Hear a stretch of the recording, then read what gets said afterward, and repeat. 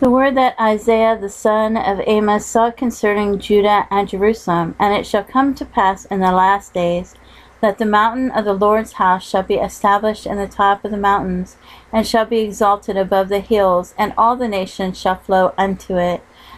And many people shall go and say, Come ye, and let us go up to the mountain of the Lord, to the house of God of Jacob, and he will teach us of his ways, and we will walk in his paths. For out of Zion shall go forth the law, and the word of the Lord from Jerusalem. And he shall judge among the nations, and shall rebuke many people, and they shall beat their swords with plowshares, and their spears with pruning hooks. Nation shall not lift up sword against nation, neither shall they learn war any more. O house of Jacob, come ye, and let us walk in the light of the Lord.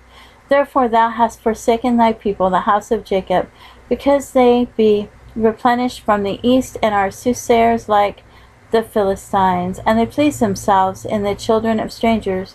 Their land also is full of silver and gold, neither is there any end of their treasures. Their land is also full of horses, neither is there any end of their chariots. Their land also is full of idols. They worship the work of their own hands, that which their own fingers have made. And the mean man boweth down, and the great man humbleth himself.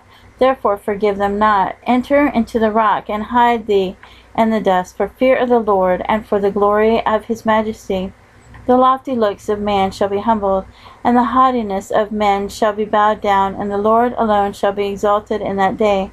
For the day of the Lord of hosts shall be upon every one that is proud and lofty, and upon every one that is lifted up, and he shall be brought low, and upon all the cedars of Lebanon that are high and lifted up, and upon all the oaks of Bashan, and upon all the high mountains, and upon all the hills that are lifted up, and upon every high tower, and upon every fenced wall, and upon all the ships of Tarshish, and upon all the pleasant pictures. And the loftiness of man shall be bowed down, and the haughtiness of men shall be made low.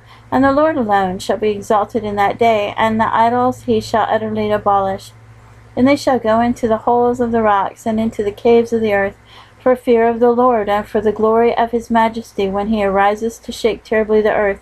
And that day a man shall cast his idols of silver, and his idols of gold, which they made each one for himself to worship, to the moles and to the bats, to go into the clefts of the rocks, and into the tops of the ragged rocks, for fear of the Lord, and for the glory of his majesty, when he arises to shake terribly the earth. Cease ye from man, whose breath is in his nostrils, for wherein is he to be accounted of?